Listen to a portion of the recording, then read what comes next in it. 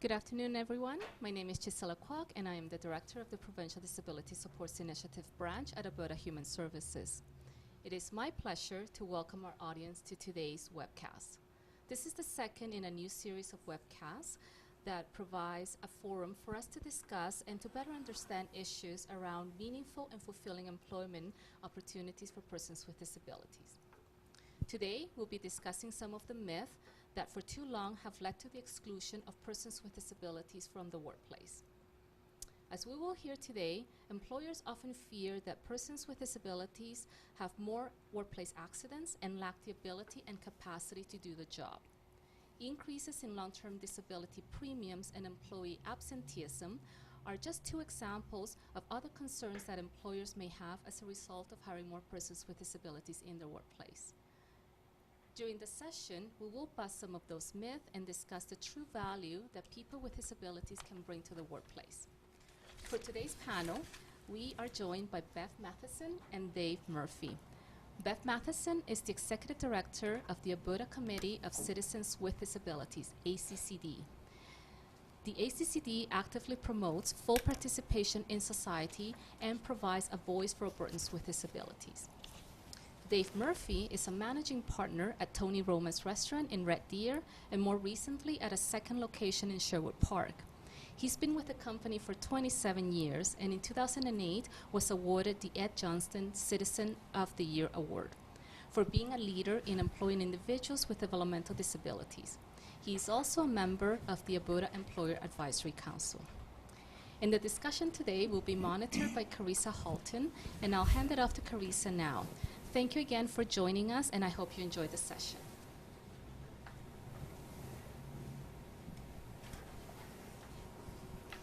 Thanks so much, Gisela. So, some housekeeping today. Before we begin, I'll just explain how the hour is going to unfold. First, we're going to spend about 7 to 10 minutes with each of the panelists as they share some of their insights into the myths and truths around employment for people with disabilities. Next, we're going to engage in a 15-minute roundtable discussion together, and then we'll spend the next 20 minutes taking questions from our online viewers. And so please submit your questions via the chat window, and we'll try to get to as many of them as possible within the hour.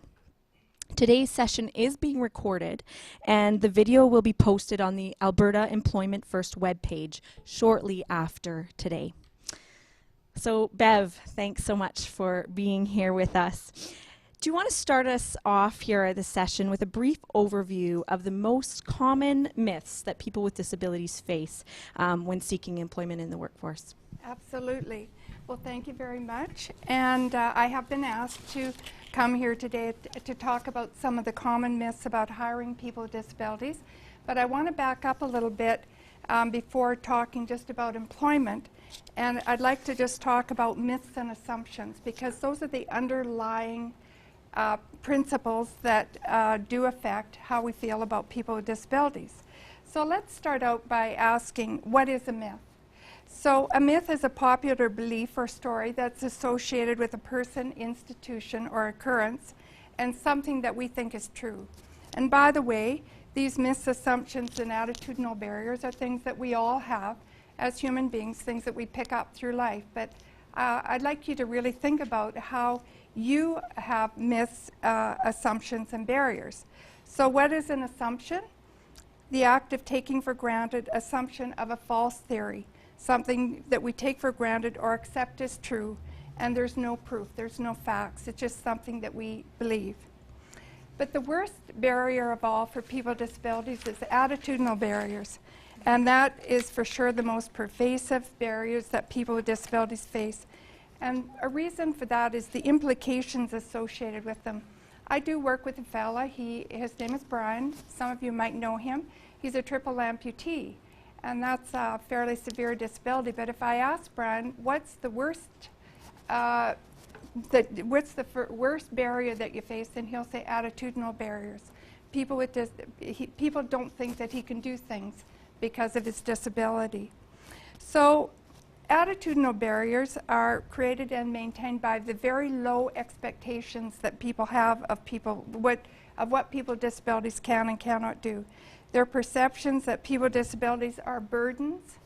There's a general misunderstanding of what disability is, and the perceived lack of ability that people with disabilities have when seeking employment and educational opportunities. So now I have just listed 13 different attitudinal barriers, and when I read these and talk a little bit about them, I'd just like you to think about how you feel about these, and would these be some attitudinal barriers that you might possess. So number one is people with disabilities need others to make decisions for them. So I don't think that people with disabilities do need others to make decisions for them. They're perfectly capable of making their own decisions. Number two is people with disabilities are courageous for overcoming their disability. Well, my experience is that people with disabilities are doing just what all the rest of us are doing. They're going to work, they're going and buying groceries, they're going to school, and they don't consider that that's what their life is, and they don't consider themselves to be courageous. Their disability is a part of them, and that's what is normal to them. People with disabilities prefer to socialize with other people with disabilities. Well, this isn't true, and people with disabilities are like all the rest of us. We socialize with all different kinds of people, different cultures, older people, younger people, and people with disabilities are the same. Another one is mental illness cannot affect me. Well, we know over our lifespans that most of us will experience some kind of a mental illness at some time or other, whether it be depression or some other mental illness. So it can affect everyone. It doesn't discriminate. People with disabilities are suffering and should be extended charity. This is one of the worst things that we can think about a person with a disability, because how would you like someone to think about you like that, that you're suffering and that you need to be given charity? People with disabilities want to be thought of just like everyone else. When all the physical barriers are removed and people with disabilities, then people with disabilities will be equal members of society.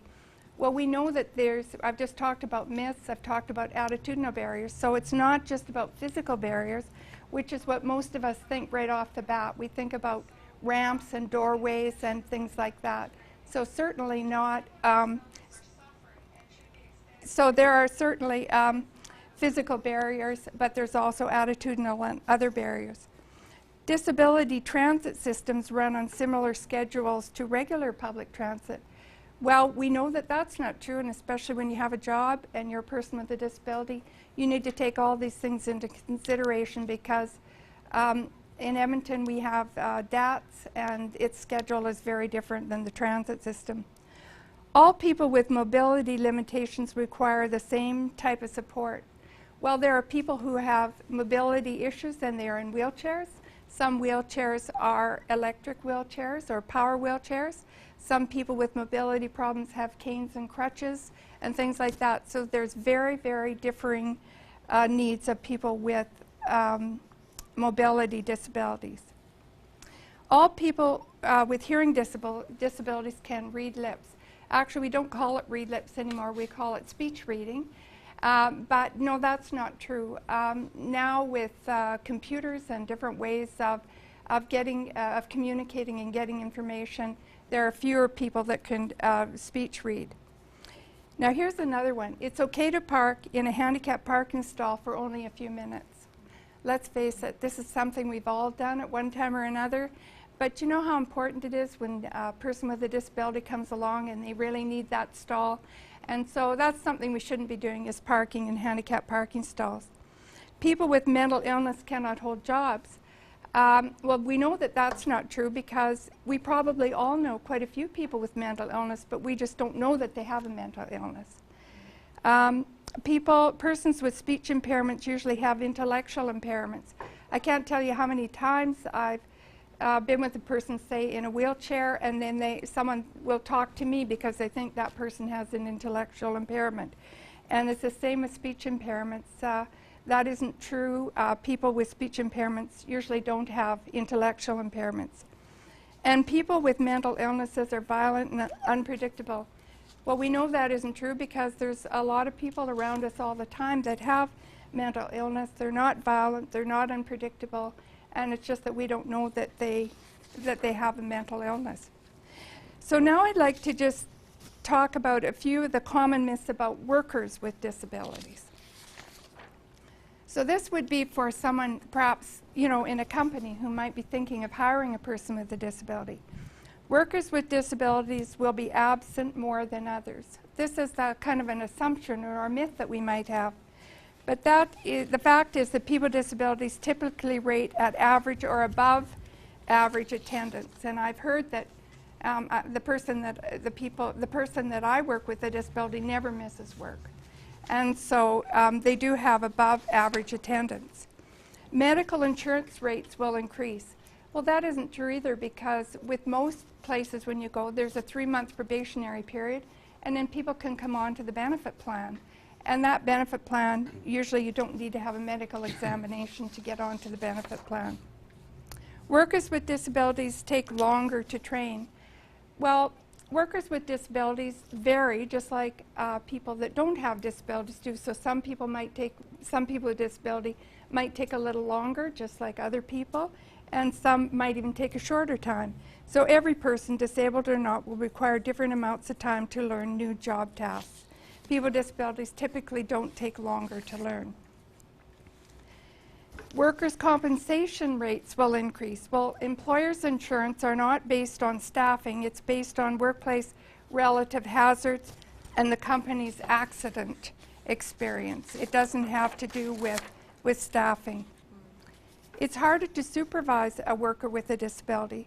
Well, workers with disabilities are not harder to supervise than other employees. And people with disabilities vary, so some may be more difficult, some may be easier. It's just like other people. How do I determine a salary range for workers with disabilities? Well, the truth is that if you are doing a job and you're doing a good job, you deserve to be paid just like everyone else. And it shouldn't have to do with your disability. So they should get the same salary based on job performance and productivity. If I hire a person with a disability, it doesn't work out, I won't be able to fire them. And this is a myth that a lot of employers may have. But workers with disabilities need to be held to the same standards as other employees. They should be given the same opportunities and treatment as everyone else. And if they're not doing the job, then they need to be held to the same disciplinary policies as other employees. And so that can be a little bit difficult, but you should have the same expectations of a person with a disability as your other employees. If I hire a person with a disability, someone will always have to help them. Well, with proper training, people with disabilities can work unaided once proper accommodations are in place. And just a few final thoughts. Hiring people with disabilities fosters positive attitudes among co-workers and customers. You know yourself when you go into a business and there might be a person with a disability or someone from a different culture. It does foster positive attitudes, and good attitudes are contagious. And employing people with disabilities, that really generates goodwill. And hiring people with disabilities contributes to workforce diversity, and that contributes to the bottom line. So thank you very much. Thanks so much, Bev. Dave, thanks for being here again. Thank you. You've been hiring people with disabilities for over 25 years. Tell us about how that first came about. Well, it was a long time ago now. I get often asked that question more often now. Back 25 years ago, we just started a new Roma's in Edmonton here, and we were hiring a lot of staff. And after we opened our opening, we were approached by a company called Selections. They were a company that helped people with disabilities find employment. We met a job coach from there, and she kind of approached me with a certain individual. His name was Andrew. He was the first person that we hired. And we kind of met him and talked to him, and she said he can do dishwashing, he can do different jobs for us, things that every person we've hired with a disability over the years has always done a job that we've had in our restaurant that someone would have been hired for. We didn't create new jobs, different opportunities, but Andrew was going to do a job like any other employee that we would have hired. And we hired Andrew for that. And like I said, Andrew came in, we did the same amount of training with him that we would do with anybody else, a little more time and explaining things, but the same skill set. Andrew's been with us 25 years since the day we hired him. He's been I saw him last week. I went to see him at West 7th Mall when I visited back in Edmonton. He was doing a different job than we hired him for, but we developed over time, like we do with any employee. jobs change. They move up, they move down, they move laterally. We've done that same thing with Andrew over 25 years. He's moved stores, when he's moved locations of living, we've given him an opportunity to transfer like we would any other employee that we would have. It was great to see him there. You know, right now he's doing general areas of shining, keeping the restaurant tidy, getting the setup done in the morning. You know, so they've created an opportunity for him. And what I like best about where we've been with our company is every store that I've stopped at along the way, and I've been to many in the Tony Roma's chain, we've left us people with disabilities working in these stores. And it's not that we have a program to hire people with disabilities. We open our mind to hiring all people, and to come in that can do the jobs and create opportunity for anyone to walk in. And we're proud to say a lot of people with disabilities work for our company and do quite fine with us. They support us. They're long-lasting employees. They're very loyal. And we've had great success. And I could tell that same story of names throughout 25 years, people that are with us 8, 9, 10 years. You know, and when I moved to Red Deer, the same thing. A different service provider approached us. You know, I kind of wanted to get onto it right away through my experience in Edmonton, knowing the success and the loyalty that we had, that we thought, hey, this is a great thing to look into here in this town. And we quickly started. I think after 3 months, we hired Neil. Neil came with us, and the same thing. And we had Kent as well, and both with us today, 8, 9 years later. And Kent works in the kitchen, and Neil works in the restaurant. Neil was kind of a funny story because we started him as a cutlery roller because it was a job. We have to have cutlery rolled every day is what we do in our restaurant. And Neil comes in. We taught him how to do it and taught him the systems, gave him 2 or 3 days a week, 3 hours a day. And he kind of did the job. And as Neil would come in, he started looking at other jobs in the restaurant, what else was being done in the restaurant that he could do. Neil can't speak. He can understand very clearly, but he can't speak, you know, very well. We can if you listen to the words, you can hear him very, very clearly, but he has a hard time expressing himself, but he hears very well, and he sees very well, and he learns very well. And he kind of mimicked other things that were happening in the restaurant. He was to watch what all the other girls were doing setting up the restaurant, and he all of a sudden was doing day by day, picking up another job. Now instead of the one job that Neil had when we hired him for, which was going to be good enough for us because it was a job that needed to be done, Neil does 5 or 6 jobs now. And he created something for himself where he's a very valuable employee. We couldn't afford to lose him because when he comes in, we know he's coming, we know what he needs to do. He doesn't need any further training. He's really trained himself into all these jobs as he's created them for himself. He's never pushed himself to a limit that he can't achieve dangerously. He's always kept himself in safe boundaries. You know, we've always keep an eye where he's going and what he's doing, what kind of job he's doing, make sure it's something he can handle. But he seems to know his boundaries really well. He's created a great job for himself, and it's also created us to, through seeing him what he can do, to create other jobs for other people that we didn't think that maybe were possible at the start. Hey, hold on a second. Neil pushed through kind of what you're talking. We maybe put a stopgap at the beginning that Neil can do this job. All of a sudden, Neil broke through these barriers and said, hey, I can do anything. And all of a sudden, he was showing us things that he could do. And therefore, through that, we were able to employ other people and say, hey, hold on a second, we're seeing something that maybe this is a great thing. And Neil opened up barriers for so many other people. We employ 6, 7 people in our industry right now in our store through different varying levels of disabilities to do. Again, we didn't hire them because they're disabled. We hired them because, hey, there's jobs that they can do. They're available to work the hours that other people can't work. They're more flexible maybe, but we created these opportunities. And with that came great success, through the kitchen, through the front. We have someone that does Neil's jobs come in 5 days a week into the restaurant. Neil's down to 2, but we create someone every day, 6 days actually. We do Saturdays as well. So we created the same thing every day to kind of say, hey, if this can help one day, why can't we do it? Why can't we do it 3? And what we've done, and like I said, we talk about myths. One thing I thought, well, how many hours do we have to give someone? But like any employee that we hire part-time, we hire full-time, we hire all levels, all kinds of flexibility. Hiring someone with a disability isn't any different. It's the same thing. It's hiring part-time, it's hiring full-time. We have full-time people. Some people may have disabilities. We have part-time people. No different than any other person that works in a restaurant. It is the same.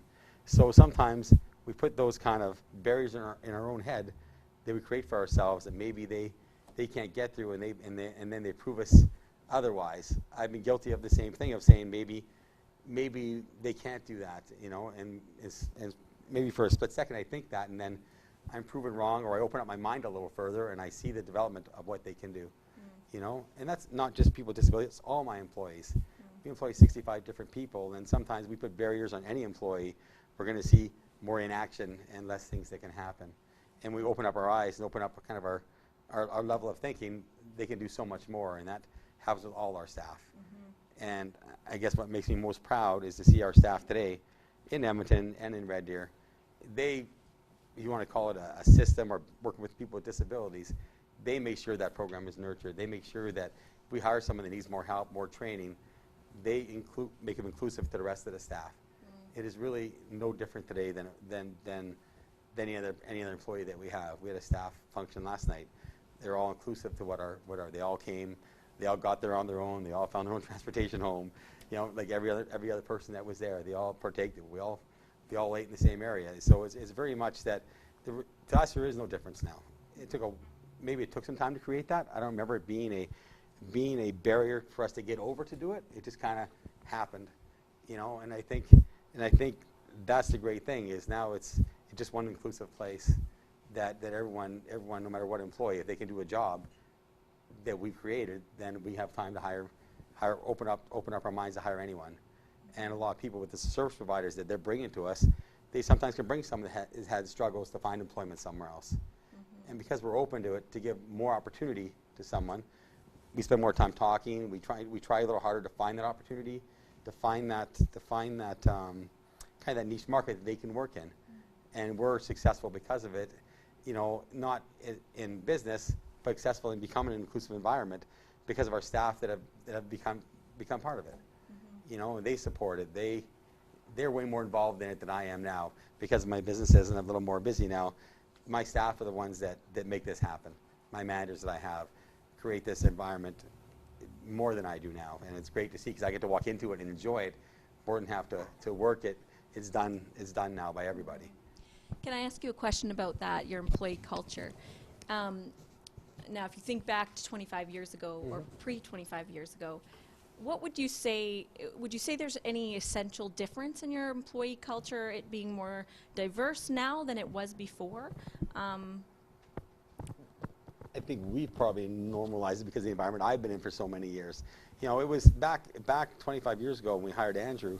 It was probably looked in a little harder to get through. People were a little more, how do we treat Andrew? Was it different? What do we have to do? Is there any special needs that he needs? Anything we need to do for him? Quickly, he showed us that wasn't necessary. But at first, yeah, there was a lot of wondering, a lot of questioning. You know, it wasn't so much by our customer base because, you know, once they saw someone was working proper uniform, they just kind of worked around it, right? Everyone just thought, okay, everything's okay. We just want to eat. But I think from the environment from 25 years ago to today, I think it's become more normal. I think it's become more standard. Whether it's because of the environment I've been in for all those years, or whether because of it's getting more understanding. I'm not sure. Looking at some of the stats you bring up, I guess there is a lot of questions. There is a lot of hurdles. There is a lot of. I mean, I talked to a gentleman yesterday. Like, might get off base a little bit. He is a guest of ours, and Dennis has. I don't know if he has any certain disability, but he has a problem speaking, a little lisp, a little. You would think he might have a disability by the way he speaks. Maybe if someone were to not be educated or not know. And so I've seen Dennis countless times over the years, and he's looking for a job. He got hurt on an accident, went through WCB, and he's been coming to the restaurant looking for a job. I've never seen a guy work hard to find a job. But he's gone through the training, he's gone through everything he can, and every door he knocks on, he gets interviews, and he doesn't get an opportunity. And for me, you know, I've always worked hard to give opportunities to people, look past things. You know, if there was anything to look past just initially, I would say, hey, let's just, whatever, it doesn't matter. With Dennis, because he's qualified in a certain area, I can't help him with employment. But I could feel for him sitting there thinking, and he had a gentleman helping him that was now retired to help him through WCB that was helping him trying to navigate his way through this. And to see the troubles that he's having, not getting the opportunities, just by maybe the way he's speaking, he can still do a job. He can run heavy equipment. He can do anything. And to see the struggles that he's having, you know, it kind of brings the bay of maybe there is a lot more challenges out there, you know, that we're still haven't crossed the hurdle to be equal with everybody, you know, to give the equal opportunity with something, because he's skilled, he's educated, he can do anything, but yet the simplest thing we can't get past. So I guess something where I want to work more in is something I'm really passionate about this. It's something I've worked with a long time. So I guess going back to the question, do I find it different? I like to think not, because I don't feel it, but I think it obviously still is. There's still some work to be done. Yeah. But it sounds like your employee culture, that you're proud of it, that it's been a really positive things for all of the employees together. Absolutely. Yeah. Yeah, just to see all the employees now come together, like I said, it's all as one, and to see that now is really, you know, we have Neil visits guests, shakes their hands. These guests have been coming for 9 years. Neil his pattern every day after he does his job, he goes and gets his dinner and sits in the same chair because that's just what he does. We all have our habits. And again, we have these same people. It used to be 3 guys that would come in every Friday. Now they come in every day. And on Friday, it's 15 of them. It's kind of grown over the years. Neil, after he's done on the 2 days he works now, Wednesdays and Fridays, goes and shakes their hands every time. You know, and no matter if it's 10 people, 15 people, 20 people, he shakes every one of their hands, only at that one table, because that's what he's created. He's known them for as many years as he's been there. And so he's created a pattern for himself, and that's part of his thing that he does. He's not shy about it. They buy him Christmas gifts. You know, they like they do most of the gifts that people that serve them in that area. Yeah. They include Neil in that. And like I said, that's really what touches me a little bit, because of he's maybe treated a bit different, but not from his disability. It's because he's been there they've seen him there for 9 years in that same chair. That's why they get him the gifts. That's why they include him. That's why they shake his hand. It's not because he has a certain disability. It's because Neil's part of their everyday routine. Like we would fall into place every day. So yeah, I'm very proud of our environment that we've created. Now, you've had questions from some of your guests who also own businesses, and they've asked you about the individuals that you employ with disabilities, and whether they've asked you some of the myths really that Bev brought up. What are the 2 or 3 questions that most often come up from guests who are employers or seeking to employ individuals with disabilities? A big question is how do we find people? Is a question, like how do we find people that can work with. I said, well, they're out there. They apply. You just have to open up your eyes. They're applying now for your jobs. Okay. You know, a lot of what you have to see, you just have to see it and see the opportunity. You have to know. And I gave them some names of the providers that can help them with those things. I was talking to someone the other day at a different restaurant. I gave them a provider's name to check into it. It's the kind of question I've heard a couple times. Where do you find people? How do you find these? Not the people with disabilities, but the providers that can help you. Is it safe? How do they get to work? Who teaches them? Who trains them? Are some of the questions we get from guests and other employers that might be asking us questions. You know, is there special training programs that you do? Is there special things you can find to do it? And I kind of prod them along, give them the answers. I give them the pauses at the end, because really, like we spoke of before, most of them are positive. There really isn't many negatives. I have 65 employees. All of them have needs that I need to attend to. Right. You know, at certain levels of the day, at certain times of the day. You know, there really is no difference. So when I have to create time or create opportunity, I have to do that for most of my employees every day. So it really doesn't take me a whole lot more time. And once we train, like any employee, it's like I tell people that ask me those questions. It's once you train them, they're trained and they can do the job and they can move on from there. So I guess one of the questions I get is about, does it take more time? Is there more effort that you have to put in? You know, and the answer is no more than I have to with any other employee that I have. Before we go to our online viewers' questions, I just want to ask one of you, Bev. What is one of the creative solutions that you've seen individuals take to challenge and bust the myths that sort of are insidiously out there in our culture around employing people with disabilities? Just before I answer that question, I just want to talk to Dave and say that he said a lot of things that I really like, and one, he used the word inclusive, and so you have people with disabilities, people without disabilities, but it's all inclusive. Everybody does everything, and I thought that was really great. And the other thing you said was you opened up your mind to the possibility of hiring people with disabilities. And when we talk about, you know, what are these myths and barriers that people with disabilities face, that attitudinal barrier right there, if you can get through that, then you can have a situation like Dave has, where you opened up your mind to the possibility of it, and then it's grown from there. Also, when I did my final thoughts, I said hiring people with disabilities fosters positive attitudes among coworkers and customers. And that's certainly what's happened at your place, hasn't it? Yeah, I've had great success with that. So to answer your question, I've seen people do job sharing. I've seen people do part-time work. I've seen people employers allow people to work at home under certain circumstances. And of course, like I mentioned, the part-time, some people just can't work full-time, but they can do a job share. They can work Monday, Wednesday, Friday, Tuesday, Thursday, depending. So what they're trying to do is accommodate.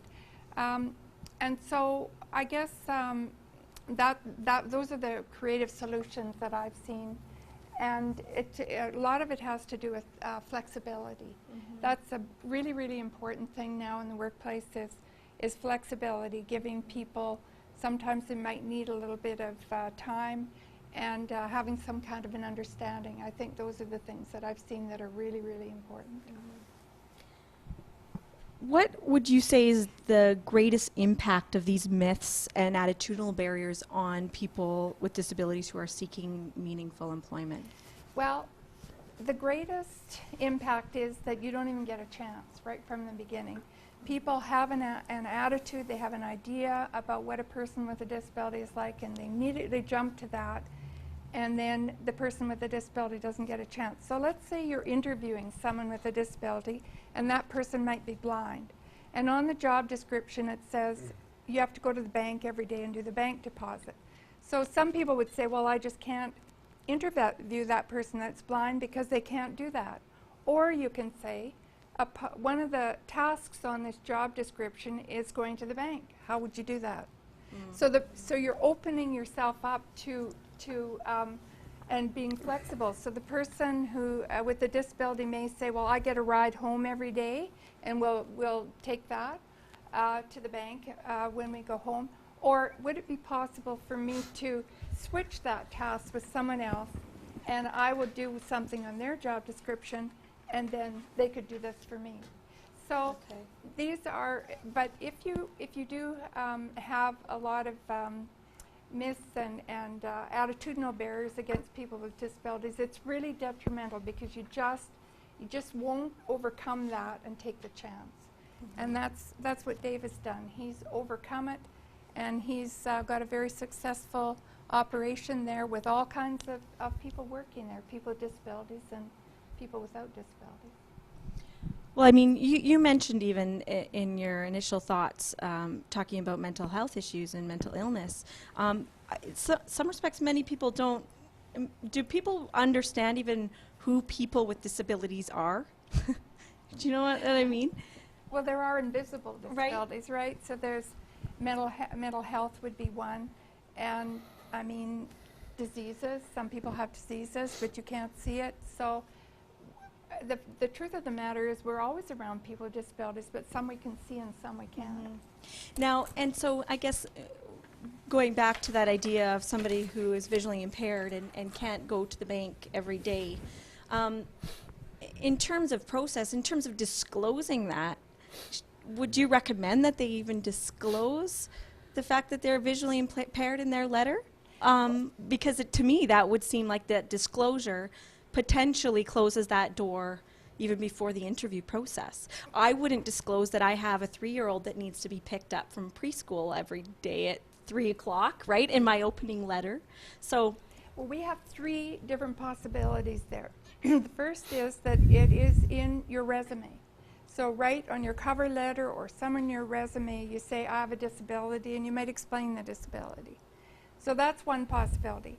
The second one is that you just show up, you know, you just show up at the interview and you have a disability, or if it's an invisible disability, you don't say anything about it, even though it can sometimes affect your workplace.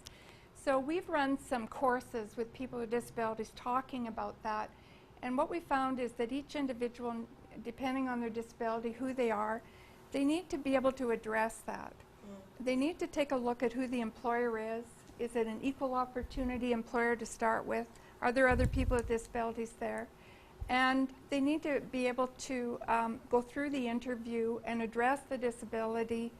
If they just show up there, they need to be able to somehow address those questions that are going to come up. So we think it's individual, and for sure, if you put it in your covering letter, it would probably lessen your chance of getting an interview. However, we have little questions and answers that people can kind of learn how to address when they're going through the interview.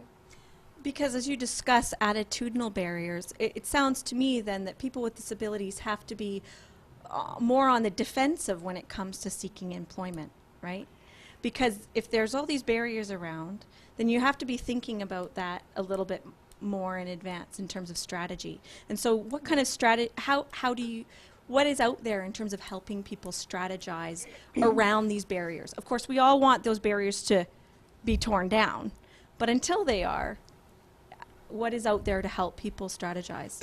Excuse me. Well, we do have some, like I was saying, some workshops, and we do train people that when you're in an interview, what you want is a win-win situation. So that employer is looking for someone, they want someone to do a job. And so you need to be able to be very upfront and honest with the employer when you're in the interview. This is my accommodation, this is what I need. You wouldn't say, for instance, oh sure, I can just do anything, which isn't true because that'll end up getting you in trouble later on. Or you don't say, well, I could never do that, I need special accommodation. So there is ways to train yourself to be going, if you have a disability, to go into an interview and to look at some of those barriers and to be able to overcome them by being prepared. And that's what I just add on to that. That's what I find with the service providers and the agencies can help by doing their homework to help people that are looking for work to get across some of those barriers, to do their homework a little bit. That made a good point of knowing what employer you're going to visit, know what kind of jobs they have. If that research can be done before you get to their door, it's going to find you much more success. Sure. You know, if they know what jobs are available, if that matches the skill set of the person you're bringing to the interview, or if you're going to the interview. So if you know that little bit of information first, if you go cold into an interview, whether you may have a disability, a barrier that's holding you back or not, if you don't do some kind of research to go into, you're going to be in trouble. You know, if the agencies can help with that, to do that research and make sure they can match people the best they can with someone that's having some barriers and match them up and help them with these things, to do that little back research, they're going to find much more success. You know, I know when they bring someone to us that they've done a little bit more homework with and know what jobs they can do, what skills they have. Can they work in our environment? Are they not shy? Can they work with things crashing and banging all around? Much more success we're going to hire that person than someone that kind of maybe is a little timid and a little shy. We're going to be, to make sure we don't want to scare them. We don't put them in an environment where they're not going to succeed. So. Well, I know the restaurant industry was one of the toughest jobs that I ever had. So we're going to move to our online viewer questions. Erin, do you want to pose a question to Dave, Bev, or one or the other? Sure. Yeah, we'll just go down in the order that they were received, and we've got a couple of questions about Andrew. Okay. So first off, this one is 2 parts. How did Andrew find this job, and what was your reaction when he inquired about the job?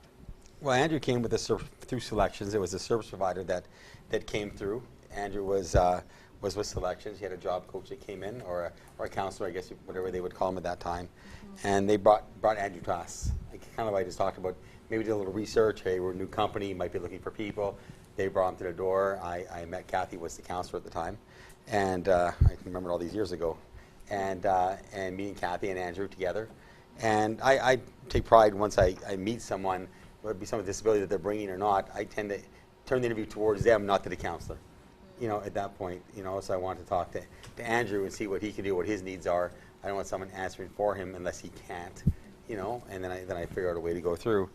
But no, Andrew was brought that way, and my feeling was, hey, okay, I needed someone to do a job. They brought Andrew to me and said, hey, Andrew can do that job. So really, it really was, if I think back, was there a thought in my mind that I thought, oh, maybe I can't do, maybe this isn't good. I may have thought, is it safe? For sure. Is it safe? Is it a safe environment for him? Is all the guys they're throwing around their language back there? How's Andrew going to relate to that kind of stuff? Andrew at the time was, I think, 24. We're the same age now, so he'd been 24 back then. So I thought he's probably heard that language before somewhere. So I kind of explained him what he would see, took him around to the back, showed him the kind of sights and sounds, what he would see. And we had issues with Andrew. There were some people that weren't welcoming to it, you know. But we saw through those things. You know, we protected him to a certain extent to start, because he was the first person that broke through the barrier. Maybe in his mind or the counselor's mind, or maybe somewhat in mind, we wanted to make sure that he was safe and certainly I protected him to make sure that if you dealt with Andrew, you had to deal with me. You know, I pretty put that out there right away. But meeting him, we were like kindred spirits right away. I mean, Andrew and I we understood each other. We had our own way of talking, of getting along, and how we proceeded through our day. I saw him every day, and that's how I was his. He may have saw me as protector or his employer, whatever he saw, but someone that was safe to him. So he was never out of sorts. And when he was, it was probably because of an outside issue. But Excuse me, have you entered, just a quick clarification, have you hired through agencies throughout the last 25 years? No, we have not. We hired. We start with the agencies. We don't do. Agencies bring someone to us. We look at it. Or someone just came in with somebody who wanted to apply for a job. We put him in at one of our different restaurants, Alberta and Red Deer, and Sean, and he just came in. He's looking for a job, and it was all about timing. I had the right time that day. I was in the right mood that day. I wasn't overloaded. I had a chance to sit down with him. We talked to him. We found a need for him. We said, hey, we do that here. Why can't? We're a little slower. We haven't got the same budget, but it's 1-2 days a week. Let's try it out and see how he does. He's been there 6 months. So no, we haven't always hired agencies, but it's been a step. We don't call agencies looking for people. They bring people to us now. Okay. We don't. I think Andrew's the first. I don't think we've ever called an agency looking for anybody. Okay. Everyone's come to us. Selections was one that I met them. I was on their board for a while there too. But no, people come to us usually because some people with disabilities that we hire with developmental disabilities come with someone else when they come. But usually, like I said, when someone comes, whether it be through an agency or through a job coach or through a companion that's helping them, we try to take them on their own and interview the person and not the agency. Great, thank you. Okay, a couple more questions about Andrew. Can you talk a little bit about his career growth through the years? Has he received promotions? And does he have relationships with any of his coworkers outside of work? I think he does. Well, certainly when I was there, I left the store. I left Andrew 13, 14 years ago now. So Andrew has moved up. Andrew started as a dishwasher when he started. And I guess when we talk the word promotion and change, Andrew's skill set developed with somewhat with his disability, where he was able, his motor skills would slow down with anyone as they get older, maybe a little faster with Andrew than someone else. But as his skill level changed, we changed Andrew's job. Andrew was never to move up, and obviously there's some jobs in the restaurant Andrew couldn't do, wasn't qualified to do, or couldn't do with his disability. But with Andrew, we always were able, things he could do, we moved him up to doing. Whether going to prep and doing stuff, preparing food, we let Andrew, that wasn't the job he was hired for, but we got him out of the dish pit because the noise started, his hearing started going, so we had to say, okay, well, maybe we'll get you out of there because the clanking of the pans was kind of bothering his hearing, so we moved him to a prep area in the back where he worked with 3 people, where the noise wasn't as big of an issue, but speed became more of a need, and Andrew learned to change his skill level to be able to maximize what he could do in that area. And then as the kitchen became a little too fast-paced for him, they moved him to the front where he could do jobs, say at the restaurant, where he more worked on his own in the quiet a little bit, where he wasn't as bothered as much. He's away from the activity, because as his things bothered him, we wanted to move him around. Like I said before, when Andrew moved houses, we were able to move him, and he's like any employee that was a good employee, with you a long time, you accommodate moves. We do that with Red Deer, Edmonton, Calgary all the time. We did the same thing with Andrew. So as his relationship with other people, Andrew developed, like I said, we were always tight, and therefore he became inclusive, probably through me at the beginning because I was inclusive with it, and therefore it became on his own, where Andrew had coffee breaks with everybody else, at 11 o'clock or 10:45 before we opened. About 10 people at the kitchen would have their coffee break. Andrew was there with them. Christmas parties, Andrew was there. So I mean, I think you have to fight to be inclusive sometimes. I think it doesn't come easy for anyone. It's one thing we tell people when we hire them is that first 2 weeks is going to be difficult for you because there's a lot of people that have been here a long time. It may not be easy. Different attitudes, different people, a little clicky here. Maybe those words that Andrew could understand, but we let him know what was going to go through, and we guided him through it, and and helped him through it. And after those first 2-3 weeks came, everyone knew who Andrew was, what he did, what days he was going to be there. It did become inclusive. He did become part of the group. He did have relationships. We ended up hiring probably 5 or 6 other people with disabilities. Once Andrew showed the way of jobs that could be done and what we could do, we hired more people through West Edmonton Mall that Andrew had relationships with them, of course, but they became as inclusive as we could make it, as inclusive as other people would allow it to be.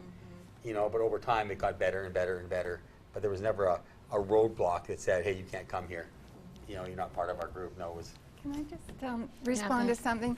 You know, I think you said something really important, because one of the things is to have a job and have some money coming in, but also there's getting up and having a purpose. There's also the socialization, being able to go to work and be with those people, have that coffee break. Those are really, really important kind of side effects to having a job. Like, it's not just about getting the money. There's a whole other aspect to it, which is having that purpose, getting out, doing that, meeting people, getting dressed up, and of course having your paycheck too. Right. So a job is many, many things beyond just having a job. Now, Bev, I want to, before we go back to the online viewer, Dave's mentioned other employees a few times.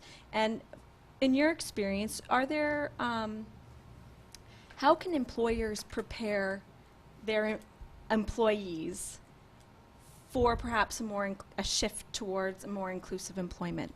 Because I think as we're talking about attitudinal barriers, it's not just managers that have them, it's throughout our culture and society. And so how do you guys support, or who I'm glad you supports asked employers to prepare their employees for this change? Well, I am glad you asked, because we along with your department, Human Services, the AISH program, they have programs about specific disabilities and how you are to be around those people. For instance, if you want to help a person with a disability, you ask first, may I help you with that? If you are in a boardroom and there's a person there who's blind and you're leaving, you say, Bev is going now, Bev is coming back. So there are little programs like that, some of them are online, where you can learn some of the things that you need to learn about working with people with disabilities. And ACCD does provide some of that. So there's communication, and there's when you're around a person in a wheelchair, you don't start pushing their wheelchair or leaning on it, and different things like that. It's kind of just common sense, but there are programs like that. And people can come in and give those to your staff, and then they feel much more at ease and much more accepting of that person who's coming in. Mm-hmm. Thank you. Erin, were there other questions from the online viewers? For sure. Question here more about job coaches and the help that persons with disabilities receive, paid support to circumvent employer additional efforts. Do you think that this is important or not important? So the question is, I understand clearly, is it important to have providers to help? Is that what the question is? Or can Job coaches. Job coaches. yeah. Paid job coaches to come in and help people. Gee, that's a good question. I mean, I certainly think that can help a person, especially if an employer maybe wasn't willing or didn't have the capacity to do that. And so if someone could come in and assist with training and so on, I don't see that there'd be too much of a downside to that. Some of the things I hear, though, is the job coaches only stay a very short time and the person doesn't really get to know the job, or they stay too long and end up doing half of the job for the person. So it's just a little different way of doing some training. We try, and some have job coaches, like certain people have had. I don't call them Can job sorry, coaches. So go ahead. can you explain a job coach? What does that mean to you? Job coach is someone with if they come through a service provider or someone that they have an assistance program to help them. Okay. Well, coming with them the first couple of days of the job, you know, that's something that they do with employers to make their mind at ease a little bit, to say, listen, we'll come and be with them or her and show them how to do it. It simplifies and basically puts the employer at ease a little bit. Okay. You know, someone else is going to be there, you're not going to be there. It's not going to be awkward for you right away. Mm-hmm. Now, whether an employer is that helpful or not is going to depend on the employer, I guess. Mm-hmm. That's what a job coach would do mostly, and they're there for, you know, usually 1 to 3 days, depending on the situation. Mm-hmm. You know, with sometimes they want to be longer. It depends if it's a job coach or is it a residential helper. Depends what person they're working with at times, right? Sometimes a residential person will come with them just to make them more comfortable and have some continuity for them coming in with a developmental This is disability. someone who they're living with. Yeah, living with or someone that helps them during the day, or if there is Yeah. someone as such. We try in our environment, we try and eliminate the job coach as fast as we can, because we want them to become, again, we create inclusiveness the best we can. We don't want it to be different for any more than it needs to be. If they're more comfortable with that, sure, we want them to be like any employee we create. If that's going to make it easier for you, then we'll play ball for a bit and make sure it works, as long as it's within our boundaries of our company, and it doesn't avoid anyone else doing any work, So yeah, it can be helpful. Is it necessary? Depends on the employer. It depends on the job. Depends on the individual. I think you have to look at case by case basis, and if the funding and the availability of it is there and it's helpful, I think we should use it. If it's something that it's probably creating an unnecessary barrier for the employee, I think the employer should step up and try to eliminate it. I've seen it where a job coach or a worker has come and kind of not help the situation because they created two things through simplicity. They don't explain things like they're not able to understand it. When I know they are, I can look and I'm awkward because I know they can understand it. I know they can do it. I don't need you here. You can sit over there and we'll work over here. If I have a problem, I'll come and get you. But so it's good. I guess it depends on the individual. I guess it depends on. But there is sometimes it can be too much, and it can be uncomfortable. And sometimes the employer has to say, the person's working for me. We have proper training in place, and that's something you talk about in the interview process. How much is that person going to need help with? And if it's too much, if that's something we can do, then probably if it's only going to be limited 2-3 days and we got it, that's great. But we want to make it as inclusive as fast as we can to make it move on from there. Thank you, Dave. How can businesses be committed to innovative and best practices designed to develop resolution to issues embedded in the successful amalgamation of diversity within populations and communities? Oh my goodness. Did you That was pretty understand good. that? I think that's all yours. I think I need to have the question repeated. I may already have an idea about it, but Sure. How can businesses be committed to innovative and best practices that are designed to develop resolution to issues that are embedded in the successful amalgamation of diversity in populations and communities? okay. Well, I don't know as I have a pat answer for that right off the top of my head, but it just appears to me that sitting here listening to Dave and his commitment to hiring people with disabilities, I would expect that that in a company you need to have that commitment there before it's going to go anywhere. And then if that were my company, which I do, I am executive director of an organization, I look for diversity. We have all kinds of religions, we have all kinds of cultures, we have people with disabilities, we celebrate all the holidays, and I find that brings us a better organization, and we really appreciate that. So if Dave weren't open to doing this, none of that would take place. And then after I decided that I wanted to do that, then I would look at some best practices, and I'd put some principles, and I would put some guidelines and some kind of, I don't want to say rules, but policies around if we're going to do this. We want to make sure we get headed off in the right direction and do it properly, because we don't want to have any failures because we haven't planned properly, and we don't want that for our company, and we don't want it for the person. So that's the best answer I can give for a fairly complicated question, I think. Yeah, I think the word you used was commitment. Yeah. It's in front of you. You can see it. If you look for it, it's there. Opportunity to get people, to open up opportunities for people. It's in front of you to see it. And I thank you for the compliment for committing to it. And we have committed to helping now, to hiring all kinds of people, all people with disabilities, without disabilities, people that can. We know anyone can work in our industry now. We've seen it. There's no hurdles for us now. There is nothing that we can stop now, because we know that anyone can do certain jobs in our restaurant. So there's nothing. So I think committing to it, to understanding, to welcoming it, nurture it once it's there, like you would any other program that you do, I think is the best pathway to change. Is if we all just put our foot down and think about it, and thinking caps on, and say, how can we help? How can we create these opportunities? How can we commit to it, to change a little bit, to open up a little bit? I think we're going to see everyone change slow but sure. It really isn't that hard. It's not a matter of overthinking it.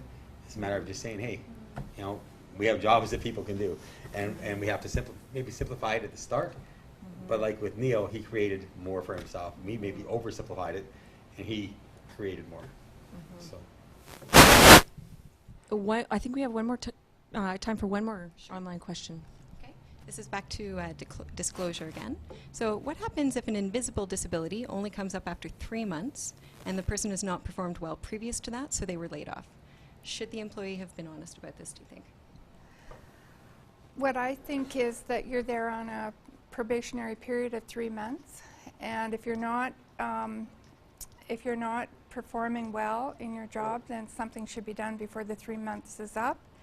And if the person's disability is affecting that performance, I think it's incumbent upon them to address it. It's really not fair to the employer, and it's the person, the company or the employer and the person with the disability that are paying the price for it. So you can't, you know, if you have a disability, it's not very fair to come along in the 4th month and say, oh, by the way, I have a disability and I can't do this and I can't do that. So that would be my recommendation, is that you do be upfront with your employer, but you have to be fair to the employer too, because they have a job to get done and they can't spend all the time around accommodating you, or you need to work out a win-win situation. That's what I really would like to see in a situation like that. We don't have much more time, but one final question, and it's around how do these facts become part of our cultural narrative around employment, right? The facts, not the myths.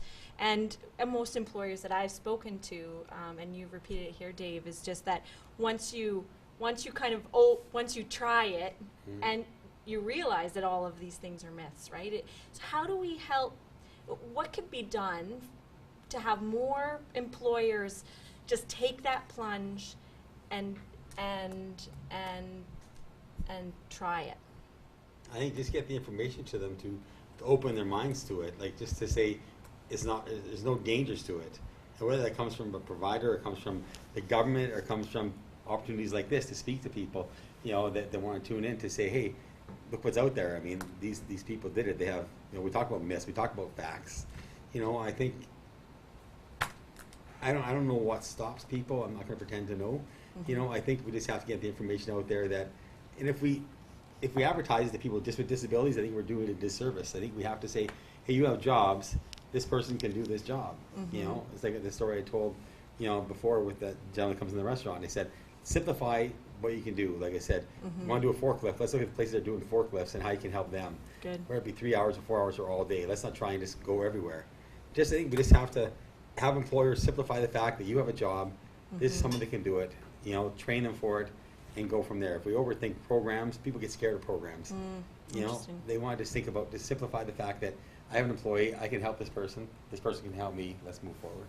Bev, do you have half a minute? Yes, I do. I think that education is the key to that. I think that showing what can be done, I think even talking here today and Dave's story about what he's done at his restaurant. And I also think that showing like in video or some other way of how it is a success is very important. If we look back for the last 25 years, we've come a long way. Well, thank you so much. Gisela, I'm going to pass the microphone back to you. Thank you so much, Carissa, for your wonderful job in moderating. And a big thank you to our two panelists, Dave and Beth, for generously sharing your insights and knowledge with us. So much appreciated.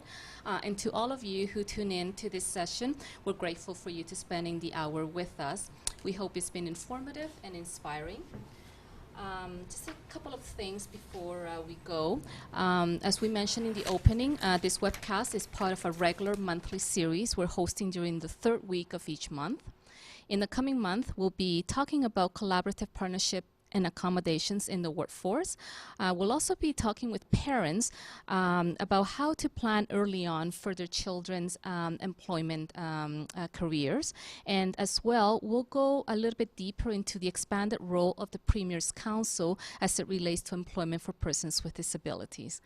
The full list of dates and speakers will be emailed to you in the new year. To get updates and registration information about each of the sessions, please subscribe to our mailing list by emailing employmentfirst, one word, @gov.ab.ca.